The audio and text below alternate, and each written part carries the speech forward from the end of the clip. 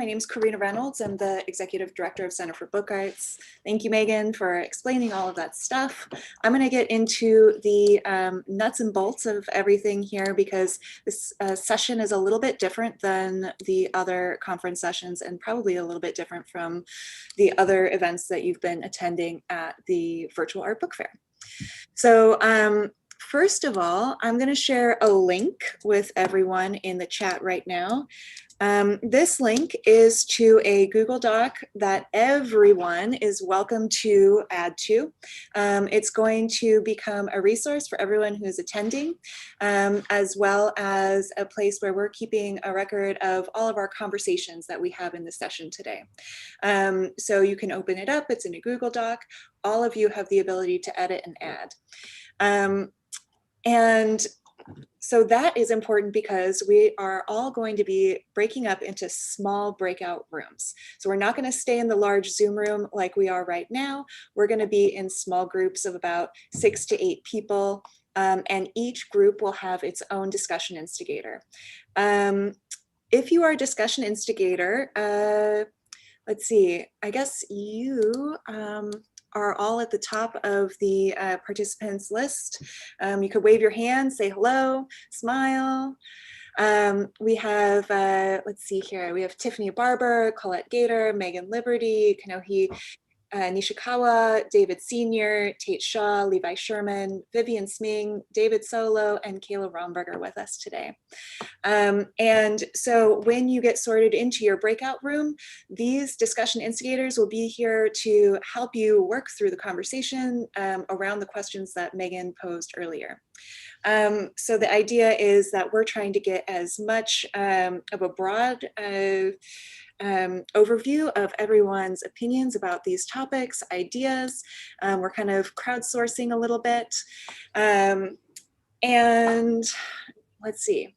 The second thing that you need to know is once you get into your breakout room, each group is going to have to designate a note taker. So if you are a note-taking type person, feel free to nominate yourself when you enter your small breakout room.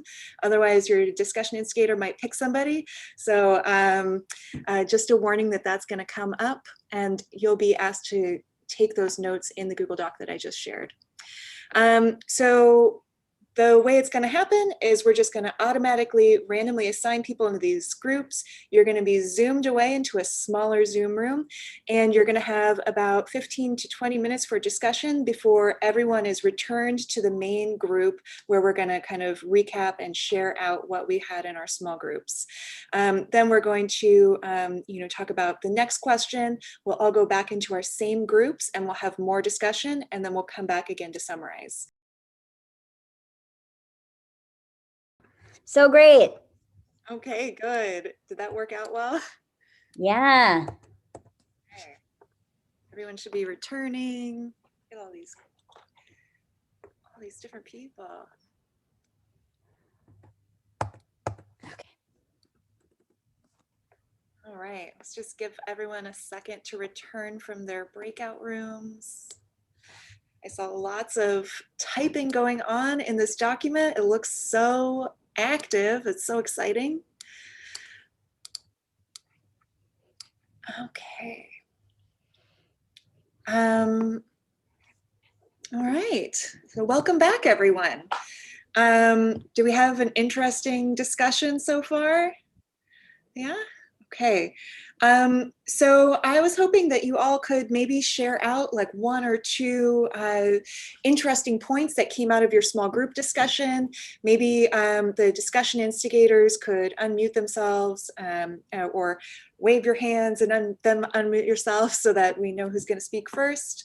But yeah, let's hear what you guys, what the different conversations were.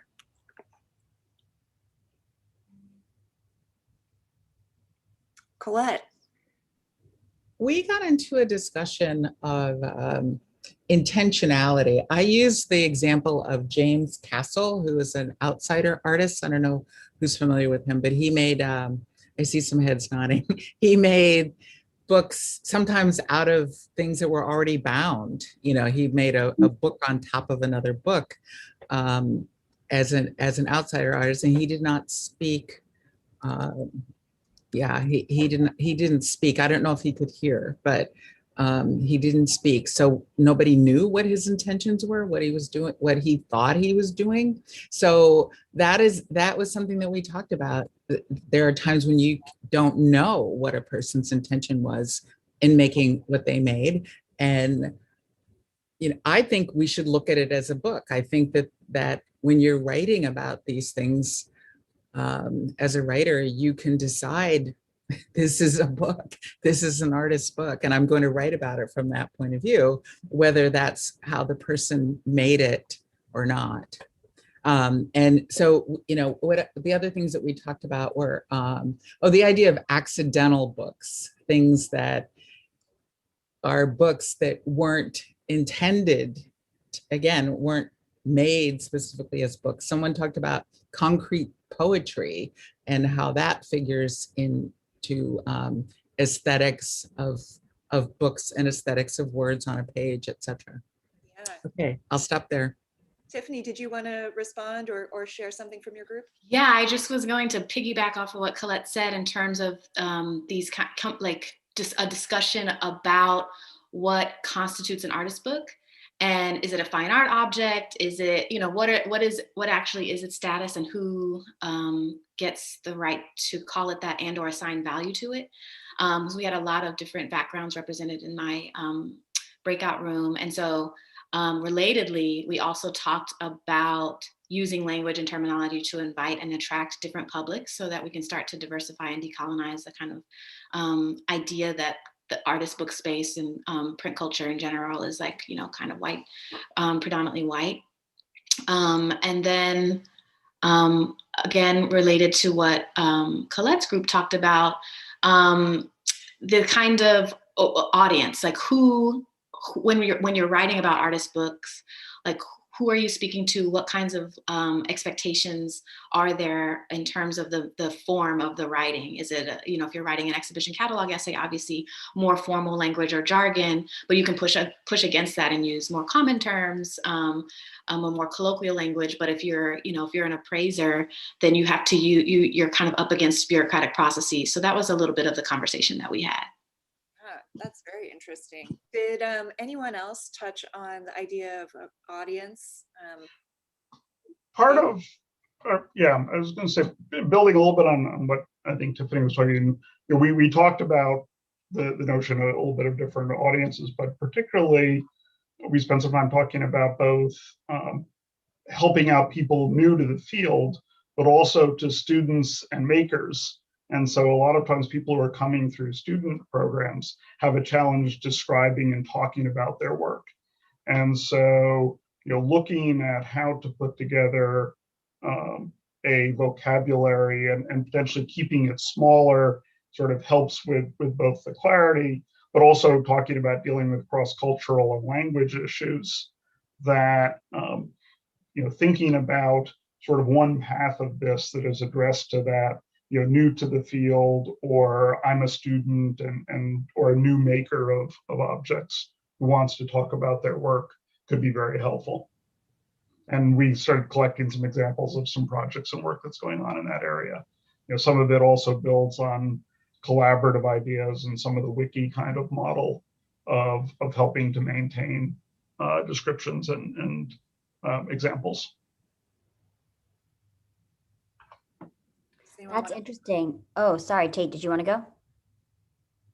I was just going to say, it seems like some of the discussions ballooned out a bit more. Ours touched a little bit more on what Colette said. Intentionality did come up in ours, but ours stayed pretty focused on specific terms and how certain disciplines have a history that's already established for terms. For example, architecture, whereas book art broadly, each specific term, book art, art book, artist book, book arts, book work, has its own connotations, and that perhaps there's a way to create a resource document that links, rather than trying to define those terms. Someone in my group brought up this amazing word, circumlocation. So this idea of talking around something without having to define it. So creating a lineage of how these terms have been used in the past. And part of that conversation is the intention of the maker and the critic when they use those terms coming into play there. I would just piggyback on that. We did a kind of unofficial survey around everybody around certain terms: book art, artist books, book works, art book. Thinking about what is more inviting, what art book being a kind of bigger umbrella for getting people to fairs, etc., versus bookworks, which has a little more openness, a little less, distillation of what we're talking about to create more open possibilities. One of the things that I took away from it most, I think, and other people can weigh in, is the idea of Jazz mentioned this idea of iterative learning that one does in critical reading, where we're understanding what the work is in terms of the social groups, the scope of history, the relational practice that is implied through the writing itself, explicitly or implicitly, and we understand what these terms are better as that iterative process plays out. Well, I'll just also add to that, and someone from my group can totally jump in as well, but we did talk about the different terminologies and how I think there was like some back and forth in terms of like, there does seem to be like a need for definitions to just even move, have the conversation and to kind of provide a framework to push back against, but then also recognizing that that in different languages, those terms have like very specific historical lineages that also add to that conversation. And then also this sort of this sentiment being expressed about just needing to be done with this kind of terminology of infighting and just move forward to really start talking about the field and what folks have shared in terms of intentionality. Yeah, I think that was from our group. Yeah, that's great. I think that's maybe a good segue into the next question, thinking about history and recontextualizing. So how can and should we or contextualize historical artist books? And as Megan said earlier, I think that there are all kinds of different ways to think about this question. And so I urge you all to have as diverse a conversation about this as you like. All right, is everyone ready to go back into their groups? Yep, okay, all right.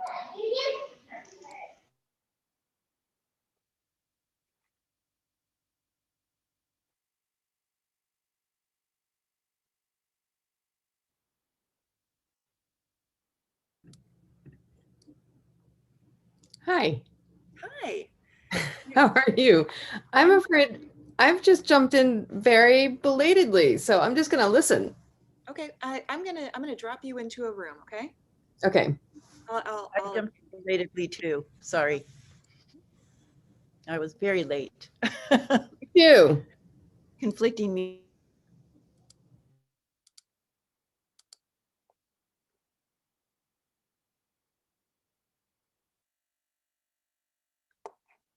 Nemina, hi. Hey, people are coming back. Welcome back. Hello. Good to see everyone. Okay, let's give it a moment. Everyone make it back. Okay. All right. So how was this session? Was it easier, harder, more interesting? More interesting. Yeah. Tiffany, I see you shaking your head. Yes. Do you have something you want to start off with?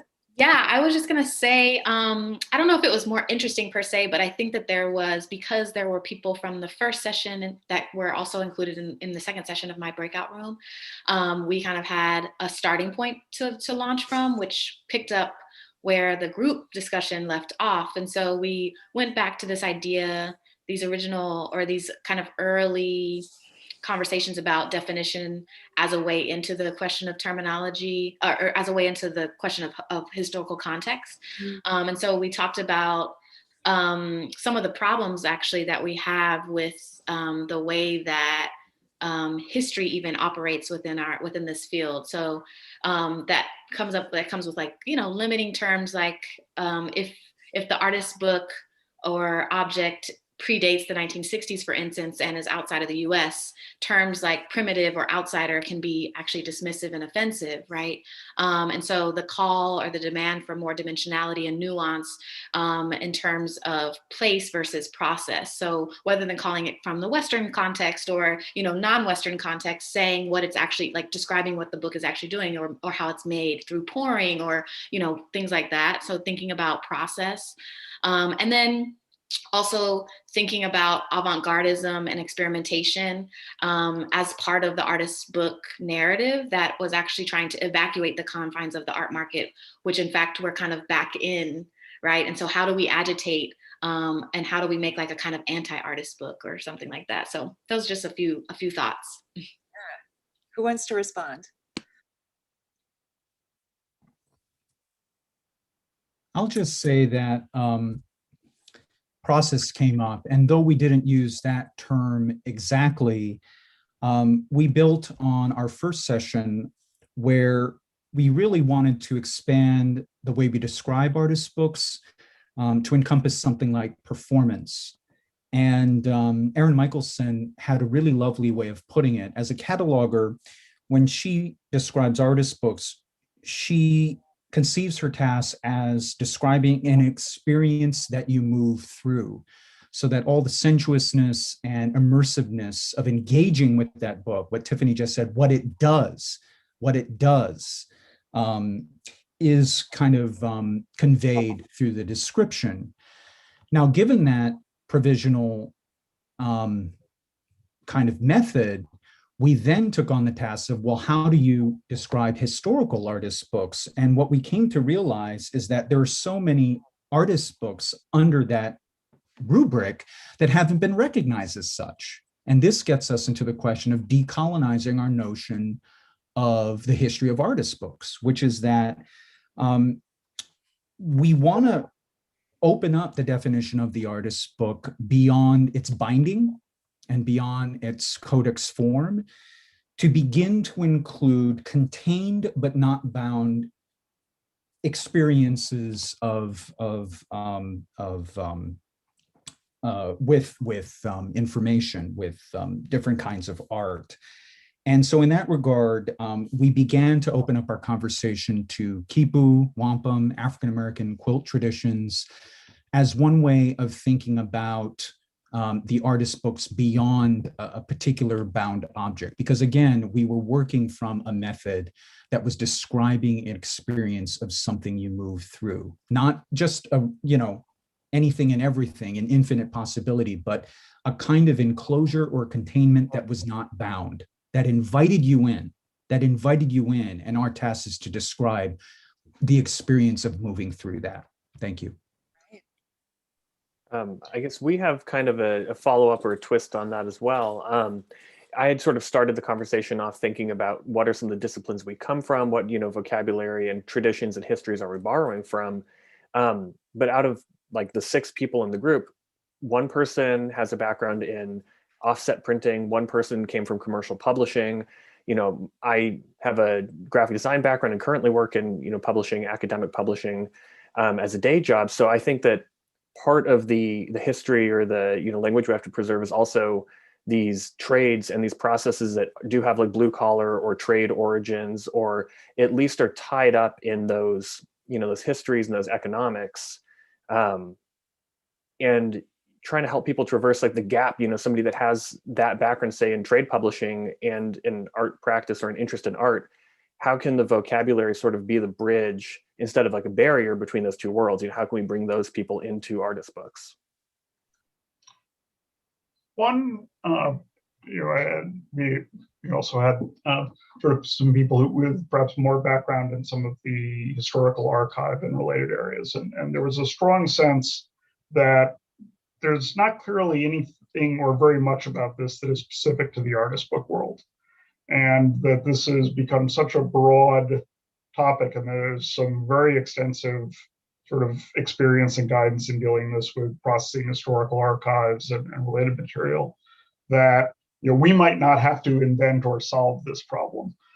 We may have to tailor it a little bit in concert with some of the terminology and otherwise, but that this is a very broad cross-media, cross-everything topic being dealt with.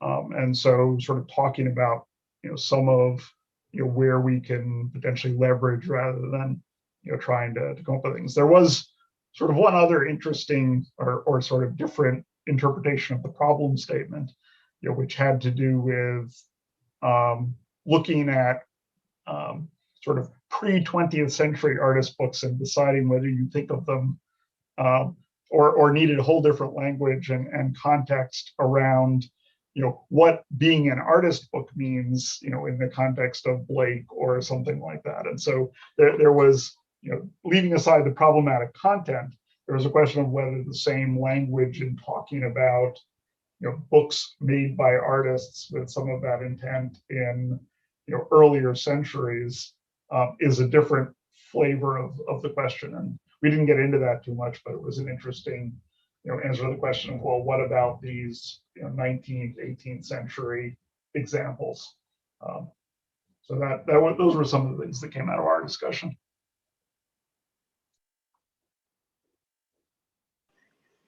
Yeah, I think we had something similar. I mean, we kind of had like a for or against moment, like, why recontextualize, why not kind of conversation, for and against or whatever. But I mean, we landed on how it pointed to the first question and the contradictions in it, and that there is that issue of like not only the difficulty of agreeing on the terms, but then there's the historical perspective of it, or what, where does it begin and end? So at what point is an artist book an artist book? When is it something else? And I would say that in large part, my group made great arguments for an artist book being many things, including cave painting. So, we also had the unbound perspective, I would say. I don't know, that was my observations from the group, but I would say the general consensus is, yes, contextualization is important because history is changing, we're changing, and we want it to be accessible. We want it to mark and be able to discuss those points in history in which they're made. So that was some of the take home we got from it. Colette? Well, we had a similar discussion about, and some people are very adamantly, what's the word, protagonists of the book as a codex, as a certain kind of object. But there were some of us, myself included, who say that is just so restrictive. Like even the idea of a book, and as I pointed out, 150, 200 years ago, people might have one book in their house, and it wasn't a common thing. And it was, I guess, one of the things that we came up with was the elitism of book arts, the way that they are configured now. And the idea isn't to just, drag things in and say, oh yeah, this is an artist book. But my concern is, what are we missing?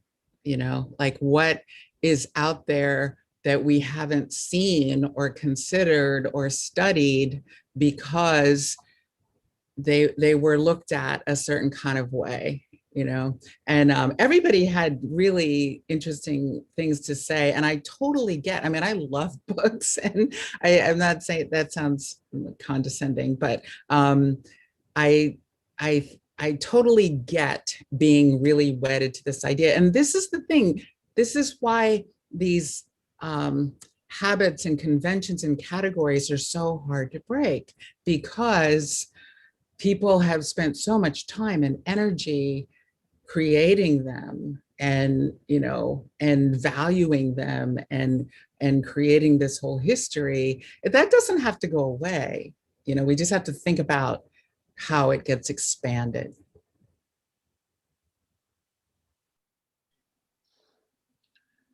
I think that was the place where we sort of ended too, is like the idea of expanding through more inclusion of more critics of color, more curators of color, And also more diverse voices in terms of library cataloging and access that might lead to research potential for work.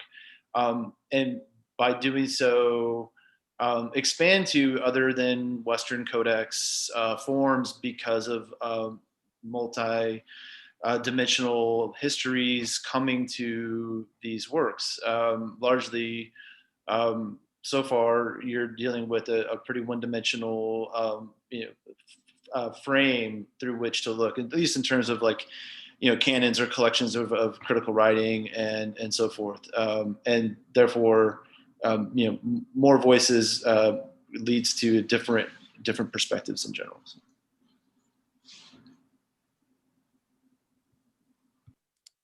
There were also some sort of comments raised about, for whatever path this goes, the challenges potentially smaller institutions and organizations and other would have, and so the notion of needing models or whatever we call it that deal with sort of very different scales of resource and institution and structure, as well as sort of crossing international boundaries.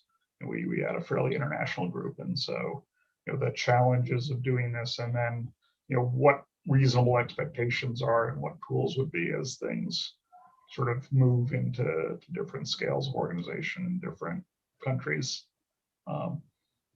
was just flagged. We didn't really get to explore it too much.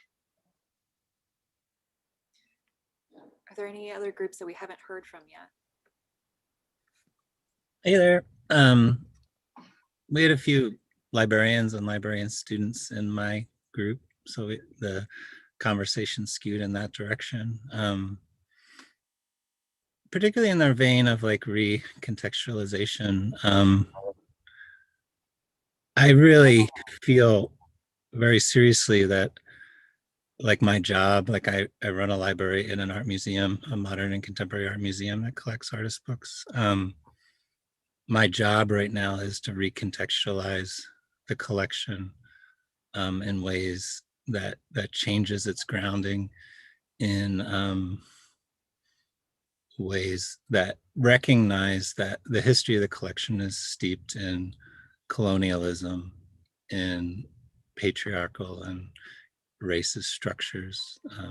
The museum itself is something that needs to question itself right now. And the work that we do in the library is part of the work to question that background and where we are as an institution. But in terms of the material in the library collection too, and questions of recontextualization, I'm often guided by groups of students that I'm showing stuff to, and it being clear that if you follow some of the trajectory of what's considered canonical artist publications, there's real problems with who's represented and who isn't. And I'm guided in my collection development and writing new policy for collections is that question of putting stuff out for students and what people can learn from that. And it makes the collection better as it shifts or changes.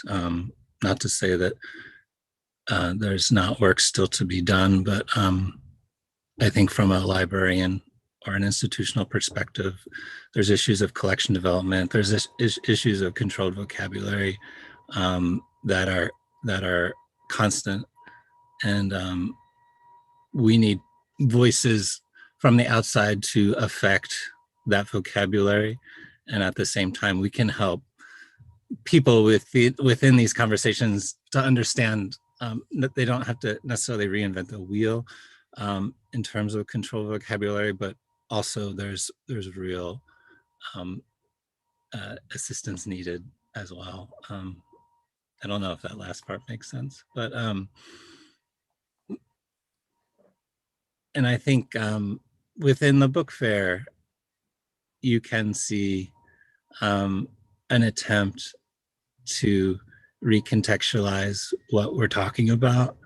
All of these different tribes within the book fair, there's people that make t-shirts, people make cassettes.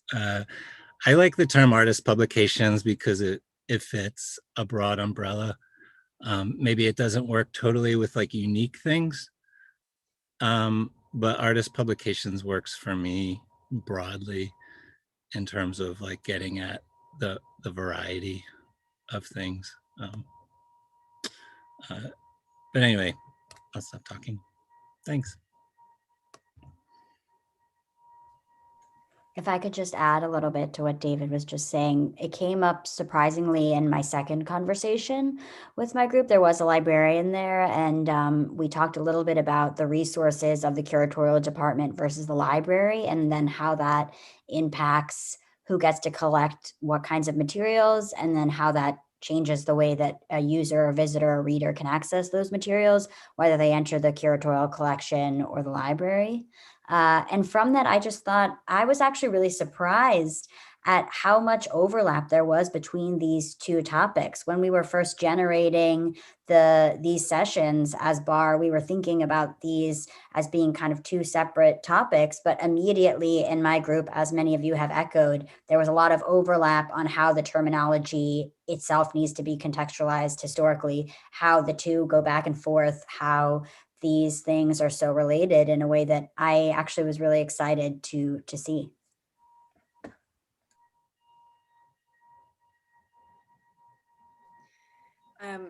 At this point, I'm going to open it up. If there's anyone else who really wants to say something, please unmute yourself. We have, I guess, about 5 minutes left. So I'm open it.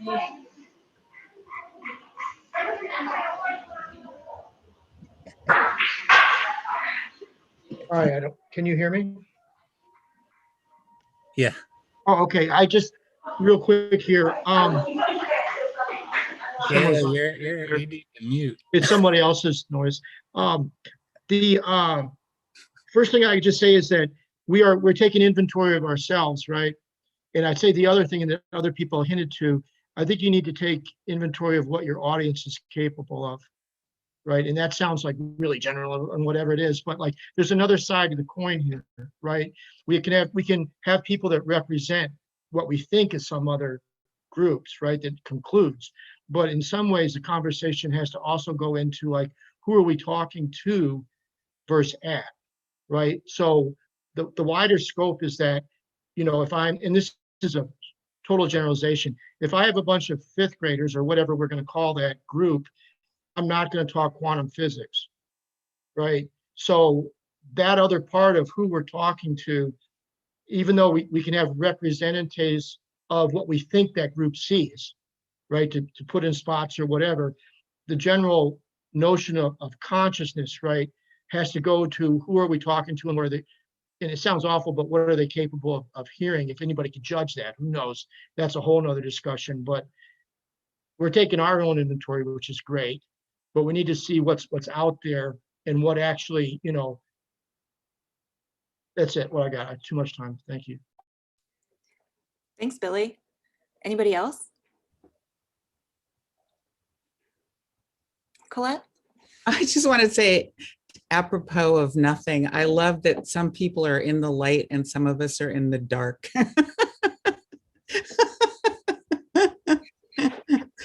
Really international conversation. That's been the theme all day, is just seeing people from all over the world, talking about these very topics. And it is amazing how, Colette, where are you right now? Me? Yeah. Wilmington, Delaware, home of Joe Biden. No, I'm in New York City. I know there are, people on the West Coast. Is anyone from out of the country? New Zealand. New Zealand? Oh my gosh. What is New Zealand's take on our conversation today? I'm so curious. It's amazing to actually be here and able to participate, because obviously it's otherwise. I have been to the New York Art Book Fair to participate quite a number of times, but it's a huge mission to, you know, fly to New York, two plane rides. So yeah, really, really excited to be here. You're in the future. I am. It is. It's Saturday morning. Well, it's midday here. So, and it's at the ending, sort of at the end of our summer. Oh, amazing. So we are nearing the end of our time together today, but we have one more session like this tomorrow night at 5 o'clock Eastern, or I guess, Layla, for you, it'll be in the afternoon again.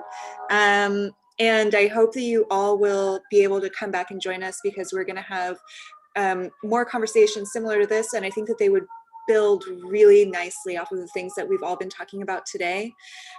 You all have access to this Google Doc, and I urge you to, you know, at this point, maybe try not to add new things to the main text, but add comments, because we want to try to preserve, you know, all the work that you guys did today, but I also want you to have it as a resource and to think about it as something that you can continue to have a dialogue with. Any last parting words, Dave and Megan, since you're my co-conspirators on this project? Just more thanks to everyone for, you know, the really sort of open-minded exploration and sharing of thoughts. Yeah, thank you so much for being open to this format and contributing and bringing all your different perspectives to this. Thank you, everyone. Have a wonderful night. Bye. Or morning. Or morning. Bye, everyone. Bye all. So great to meet you all. It was really fun. Thank you. Thanks, Kayla. Thank you. I'm slightly interested in talking still. I know. I'm just gonna wait. Does anybody want to stay? Why not? Yeah. We can stay. There's also a happy hour, right? Isn't there? Oh, a I happy hour? forgot about that. We have a happy hour at 7. If we want to just keep on talking. How have you guys been doing, and how I'm sure it's been amazing.